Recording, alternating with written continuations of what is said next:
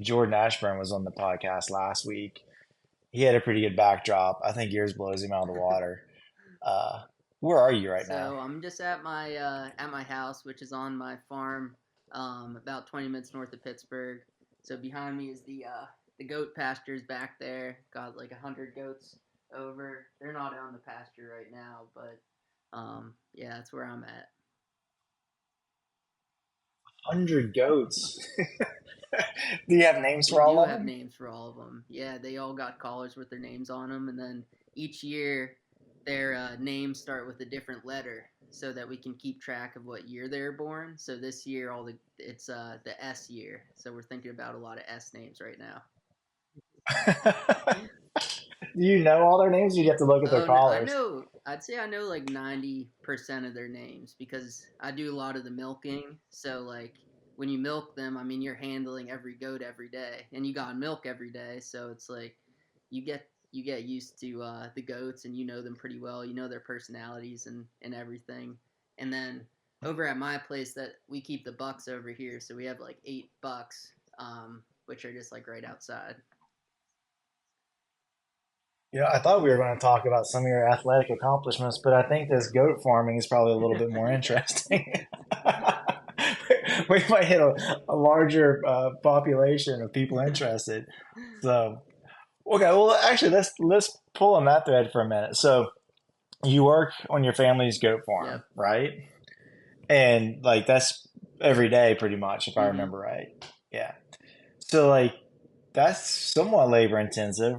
So, how do you find time and energy to do all the training you need to Yeah, do? yeah, that's a good question. It's definitely a balance. I mean, it's there's a lot of hard work here, and like the farm never stops really, so I'm always on call with that. But fortunately, with it, it allows me some flexibility to like I can go out in the morning sometimes to get my workouts done early if I got a big workout, or and have time to double later with my runs. Um, but I mean, it's definitely a lot to handle.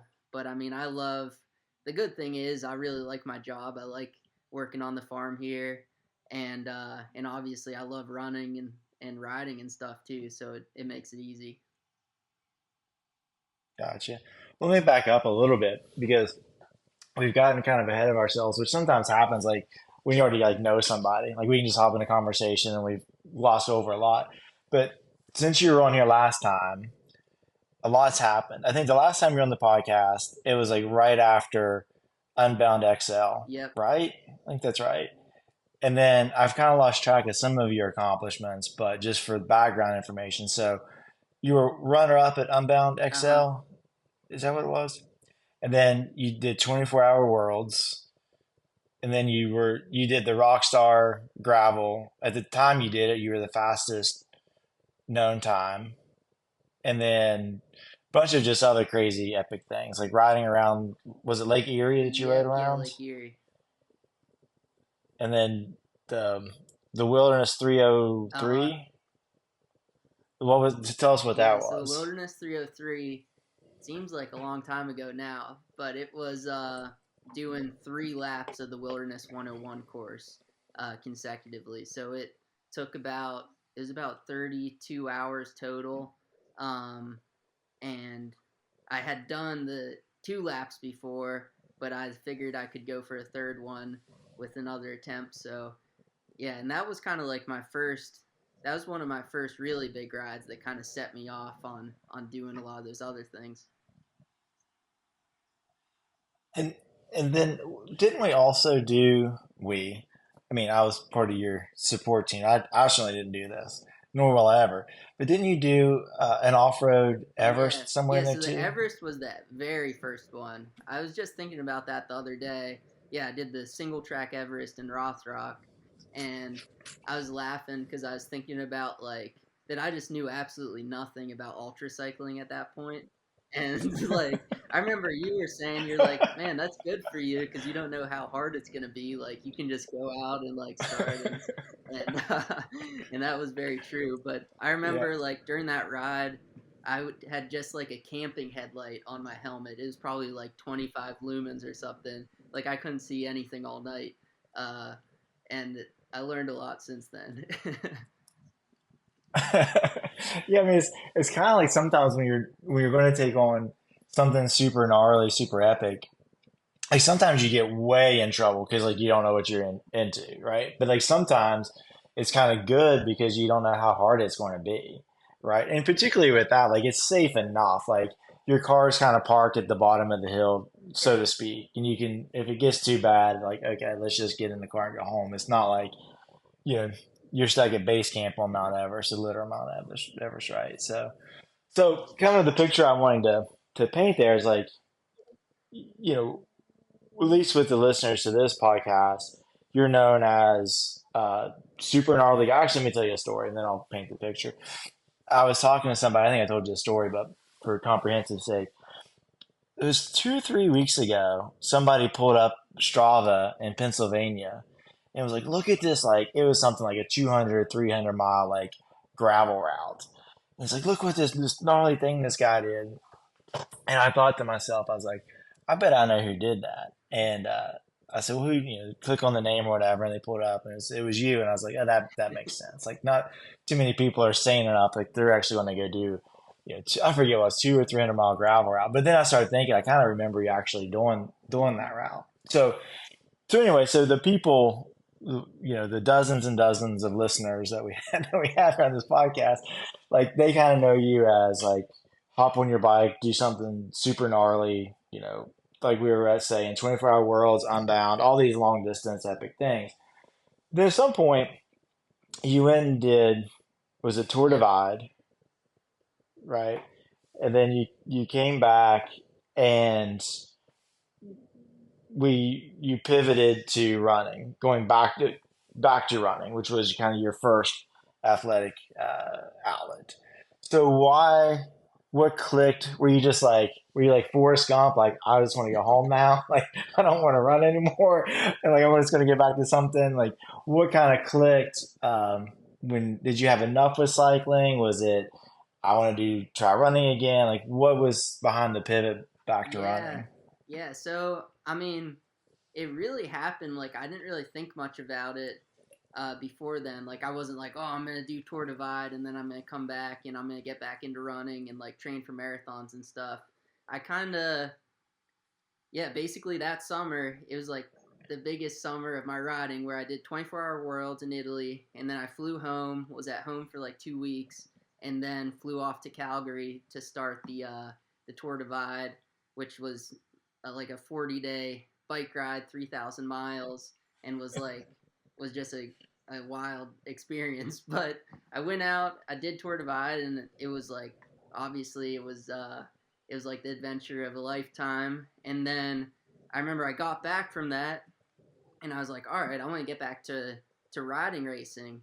Then I went out and did Gravel Worlds 300 a couple weeks after I got home. So I remember I got back and you had me do a couple workouts to get some speed back in my legs. And then out at Gravel Worlds, I had a really rough race because I had contracted Giardia in New Mexico at the end of the Tour Divide. So I just had like a rough time out there, and I was pretty beat down after that. Like my body, I think in between all those things, like my body was pretty smoked.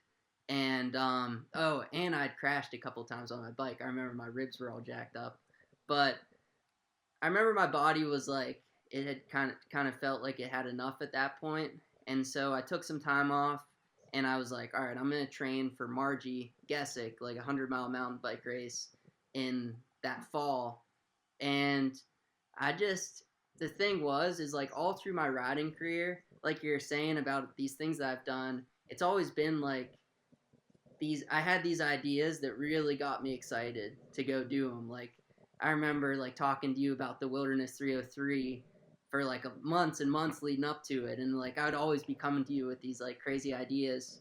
Um, and it was just hard for me to really think at that point of like something that got me as excited as doing the Tour Divide or doing 24-hour worlds. Um, so I did a little soul searching, and I just like went off on some runs that fall and saw what I could do, and then I just entered in this ultra race this 50K running race after a couple weeks of running training, and had like a really good race. And I was like, man, I guess I'm a little faster than I thought I was. And so then pretty soon after that, at first I was like, all right, well, I've done all this ultra stuff. Like, I don't think a marathon's long enough because, like, a marathon's just over 2 hours. So I was thinking about maybe I'll get into like 100-mile running races because that's kind of like right up the alley of doing these 24-hour and like 350-mile races. But then I actually talked to my high school cross country and track coach, and he was like, look, if you ever want to run a fast marathon, now's the time to do it while you're still young. Like, I still had the leg speed from running in college and high school and stuff. And that's like, once you lose that, if I waited another 5 years to try to run a marathon, like, I think I would have lost that speed. So basically, he convinced me. And then it was last year was an Olympic year, or I guess this year's an Olympic year. So there was the Olympic trials going on. So I knew that the time to make it to the Olympic trials was 2 hours and 18 minutes, which like originally sounded pretty ridiculous for me to do, because it was like 5:17 per mile you have to average over the marathon. Um, but then I started doing workouts and stuff, and like my workouts, crazy enough, after not running for 5 years, like I was doing all these workouts that I never could have done before, and I was like, oh man, like I'm a lot different runner now than I was in college, and I was like blowing all the times out of the water that I'd done previously. Um, so I was like, I think that this time is doable, and that's kind of what set me off into doing these marathons. And I came close to the time at Cleveland that spring after about like 5 months of running training. I ran 2:19 there and won it, and so I was close. I was only like a minute and a half off, and then that really kicked me into gear because I was like, okay, I can definitely get it. But I only had one more shot really to do it because the window closed that December. So then I really just trained hard for the fall, and then at the Philly Marathon in November, I ran 2:16 and was able to get that time. So let me ask you a couple of questions. When you ran Cleveland and you were a minute and a half off, was that a gut punch, like, oh shit? Or was that like motivating, like, oh, I'm only a minute and a half off? Yeah. Oh, it was definitely motivating. I was really happy after Cleveland. I mean, it was my first marathon, and to come out with the win at like a big city marathon was it was an awesome experience. And it was just like I really just fell in love with marathons at that point because like the cool thing, like we talked about before, at like the ultra races, they're you're lucky if like maybe your mom shows up to cheer you on. So it's kind of cool at like these marathons where like they shut down the whole big city, and there's like thousands of people. I mean, there's like 10 to 30,000 people racing the thing, and then everybody brings their families and stuff to Yeah. cheer them on. Um, so it was like a whole different sort of experience. And like, don't get me wrong, I love them both, but yeah, after Cleveland, I was like, I could really see myself doing more marathons, and then getting close to the time. And I ran just completely solo that race, and it's just like bike racing. Like if you're running with people, I mean, if you're riding or running with people, like you can go faster. There's drafting and there's tactics, and like mentally, it's always harder to go out and set your own pace than to just like tuck in behind somebody and shut your brain off for half the race.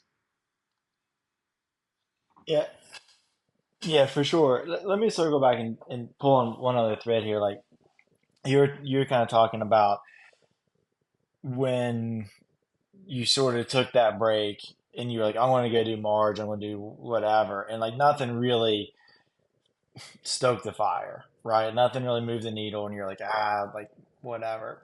And I think that's an important thing to like just to reference, like a good lesson for all of us. You know, I tell people a lot, like if the event that you're getting ready to go do, like if you're not excited and maybe even a little nervous, it's not really worth going to, and it's certainly not worth putting the time in, Yeah. right? Like because it's like the work is too hard, and particularly like well specifically with the epic stuff you're doing. I don't know if you remember this, but like I used to tell you all the time, like joking but serious, like and until you're like shitting yourself and crying, you're really not even doing the race yet. Like that's how deep you had to go in those things. And like it's kind of joking, it's kind of serious though too, right? Because you're going so deep. And so I think when you're sitting there looking at the training that's required to get to the level that you want to be at, like if you're not excited to just do the process, you need to find something that does move that Yeah, needle. And it's I'm not surprised that you picked running because I do remember around that time though, you may have forgotten this, but you went and you were running. I can't remember. Yeah, you went and ran with the high school kids. I think is what it was. And I remember telling you like, dude, you're old now. You're a cyclist. You're going to get smoked. And then like you went out and like smoked those kids. So I think that probably helped too. So was that? So let's talk about it. So now you've done the Cleveland Marathon, you've done the Philly, and now it's like, okay, now I got to get ready for the Olympic trials. So was it a relief that, okay, cool, like a lot of people don't know that you actually have to qualify to go to the Olympic trials. They think that they just draw a start line and like tens of thousands of people can show up and like actually getting to the Olympic trials is a ginormous accomplishment, right? So, I mean, not just for marathoning, but for a lot of other sports too.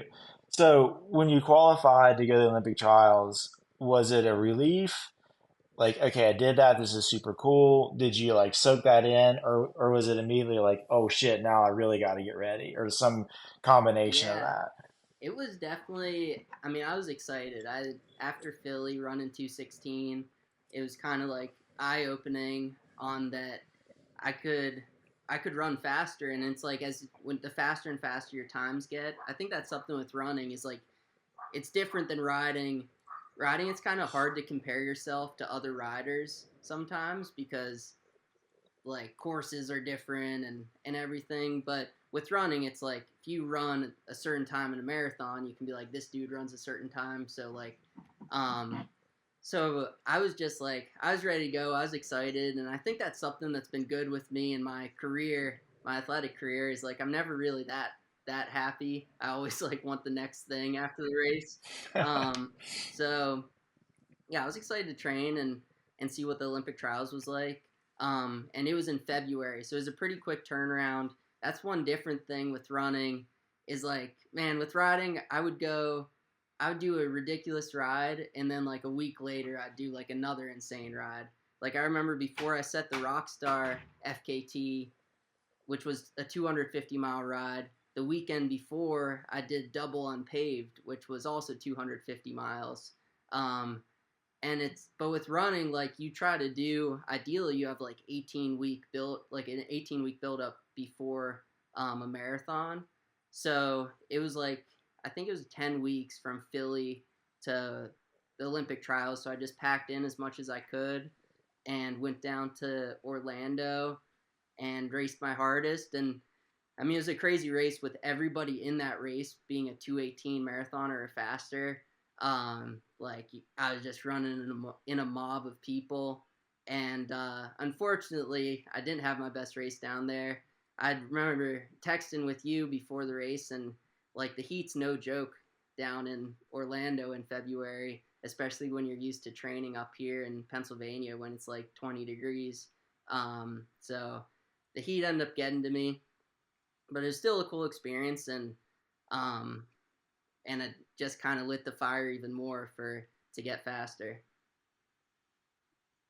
Yeah. So when in a marathon, tell me a little bit about like the hydration nutrition that you're onboarding for that sub Yeah, 218. so it's basically I try to take in water every 5 kilometers. So every 3 miles, I'll grab a bottle and drink basically as much as I can. I usually have like 10 ounces in my bottle of some sort of drink mix.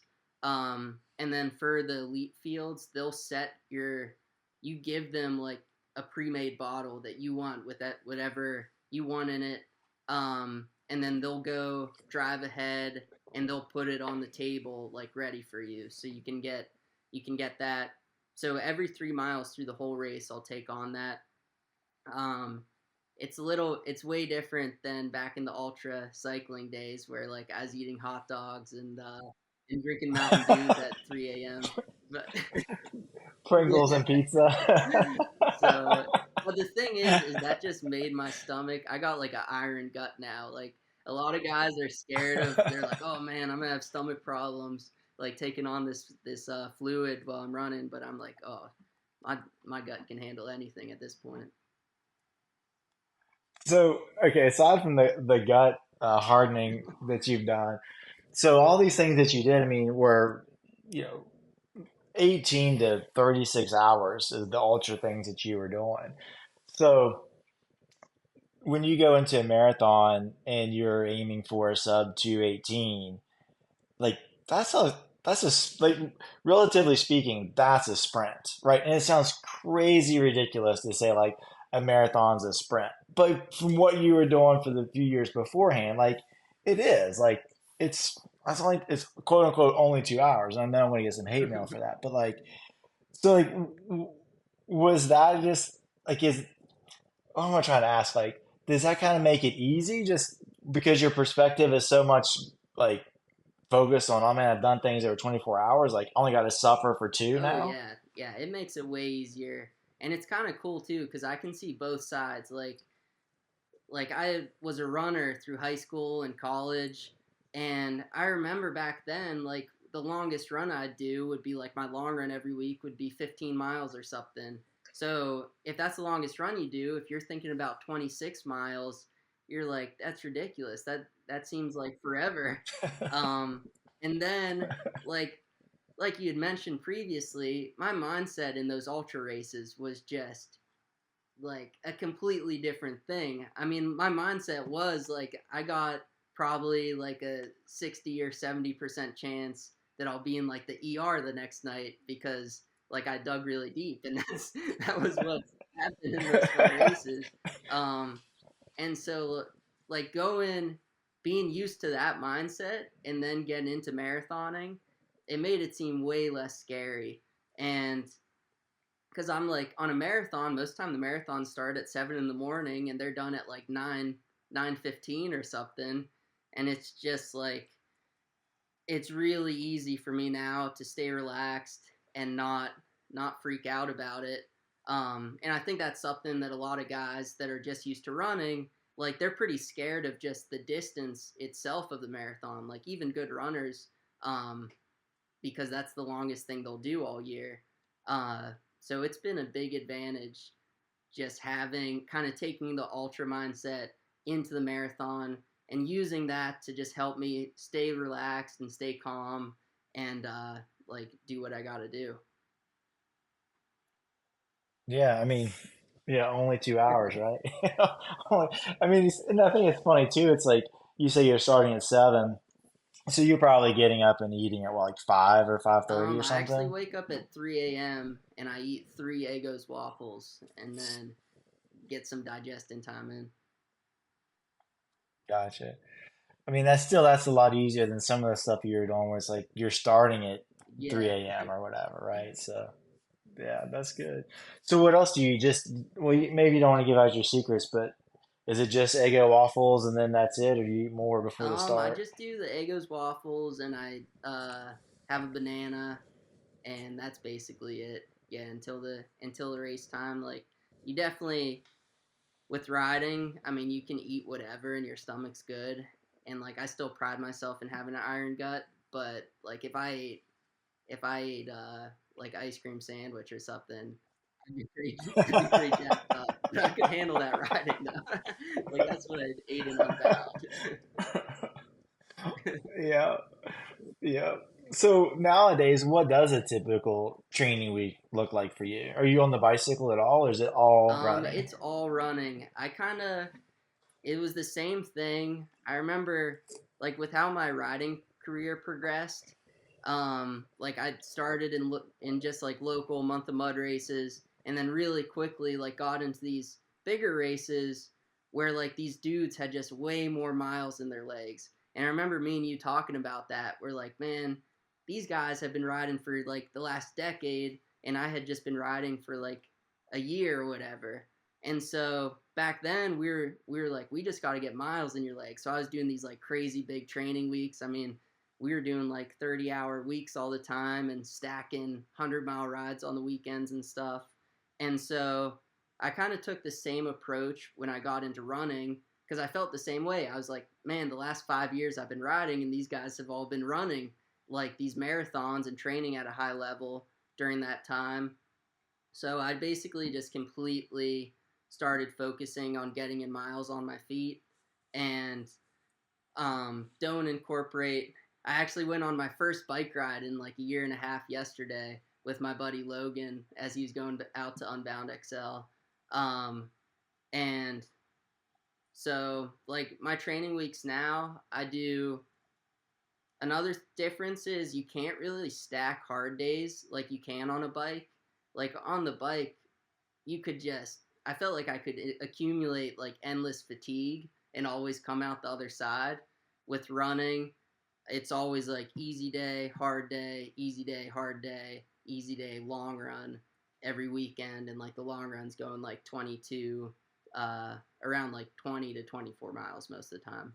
Um, but it's, When you're doing that long run, what percentage of pace for your marathon are you yeah. doing? So like right now, so my marathon PR is like at 5:13 a mile pace, and most of the time these long runs will be around, like, I'll average around 5:30, um, in that range. I'll kind of start at 6 minute pace and then work down to like 5:20 and do the vast, like the majority around 5:30 pace.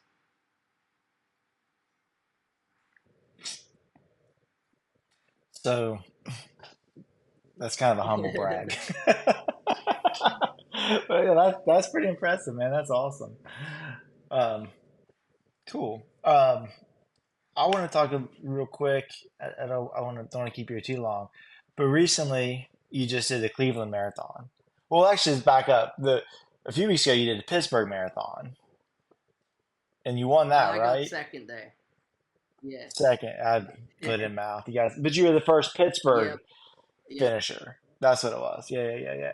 So like you were talking about, marathons are pretty sick because you've got tens of thousands of people there. Did you get any extra love because Pittsburgh and the hometown Oh guy? yeah, I knew a lot of people out on course. I was running all these roads I knew, and a lot of friends from like high school and just people I knew were out there, and so that was cool. And also just being representing for Pittsburgh. Uh, so I think Pittsburgh was some of the most fun miles I've done, because all the support out there, and just like with the marathons, you run all over the city and see all these cool spots too. Yeah, cool. So okay, so then you went to Cleveland and you won Yep. Cleveland, right? Okay, good. I don't feel bad about watching that.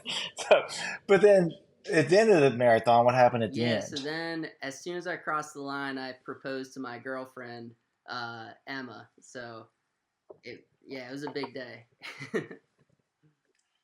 I'm assuming She she said did. yes. Cool. And so, did she have any idea that was No, coming? no, she didn't have any idea. I'd kind of figured out since I'd won Cleveland last year. I'd kind of coordinated with like some people to get her to the finish line, uh, and so we were able to get her there without her suspecting, and was able to do that.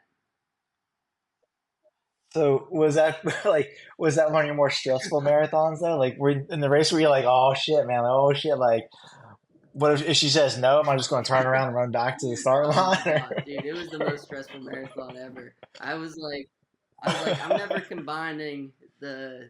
I'm focusing on my races after this, never like bringing any outside pressure because I mean already I get so nervous before these races. I mean, you train for so long and like you want to perform and everything, and then to add on that, and I was like, I wanted to win it. I was like, if I get second, it's not gonna be the same. Like getting down on a knee after. So I was like, I gotta win this damn thing. And but I was freaking out all week. Emma's like, "What's wrong with you? Like, you've done marathons before. Like, you're extra stressed out." Um, but yeah, those miles were stressful. And then at the end, I had a big lead. Like, I got about a mile lead at around the 20-mile mark. I didn't really know this, but like I could see that there's nobody behind me, but it was getting hot out, and I was like, the only way you can mess this up is if you get like heat stroke or something and just like black out on the side of the road. So even then, when I had the race kind of in the bag, I was still just freaking out until I crossed the line. And then I was hoping when I crossed the line, she'd be there too. And with the ring, like originally I was gonna just carry the ring in my jock strap, but I was like, this thing's gonna go flying out, and it's gonna be all like sweaty when I hand it to her. So I was able to get my sister to stand at the finish line and hand me the ring too. So miraculously, everything went to plan. Yeah, I think that was a good move, giving the ring to your Yeah. sister. I think that was the right thing to do. I gotcha. Um, one more question. So like, you actually, I think a lot of times athletes don't realize this in the moment, or the moment of their career or whatever. But it's like you had several years of really elite level cycling accomplishments, right? And then now you have some pretty awesome accomplishments in the marathon world. So like, you're standing here, you made this pivot 5, 6, 7 years ago. I'm going to do this, right? Um, like, what advice would you go back and give to younger self or somebody similar to you that's like, I want to embark on, an athletic journey. I want to figure out what I'm made of, whatever it is. Like, what would you tell that person? Yeah, I would definitely say like your athletic career, you gotta do what gets you excited. And you can't just look at I think a lot of guys are like, "Oh, I want to be a pro cyclist or something." And so they're like, "Okay, all I can do is these XCO events and like just try to grind at that and like even if it's not fun or whatever." And I feel like with my career, I kind of always just been like I want to find what gets me excited. And if what gets me excited is like going out and riding by myself for 30 hours, like in the middle of the woods with nobody around, like then that's what I should do. And then like you just got to stay true to that. And not get so caught up in comparing your career versus like other guys, and just focus on that, because if you do that, you're gonna end up doing all this cool stuff, because that's most of the time the stuff that gets you most excited is like the stuff you really want to do and is exciting. So I'd say that, and I always think about it too. Like the next thing I do, I just want to keep adding to my story of like accomplishments and keep being like, okay, I did this, and now I'm gonna go do this, and just always keep going for the next thing. Well, I said one more question, but then you brought up, another question. So like, what is the next Yeah, thing? so I think right now, um, I can lower my marathon time a lot still. Like I've only been doing it for about a year, and I just know from like my races and my training that there's time to take off. Um, so I'm thinking of right now. I mean, I've taken the last 2 weeks as just rest, and then training for a fast fall marathon, and just looking for like a really fast course with running. Like there's a lot of variation with courses on how fast a time you can do. So just finding like really flat one with a lot of competition, and just see what I can get down to. I mean, I'd love to run like 213, or low 214 this fall. And then after that, we'll see. I mean, I think one thing I learned is if you asked me 2 years ago what I'd be doing, I'd be like, oh, I'm going to be mountain biking still. I'm going to be doing ultra races. So it's like stuff can always change. And like what I do know is I'll still be competing in something, and still be chasing my dreams, um, and my goals in whatever I do. So, but right now I'm sticking with the marathon. Nice, because it's only Yeah, 2 hours, exactly. right? It's like a rest day, right? Cool. All right, well, tell me where people can find you, and then tell people where they can find your Yep, business. yeah. So they can find me at Will Loevner on Instagram, and then the farm is at Goat Rodeo Cheese on Instagram and on Facebook. Awesome.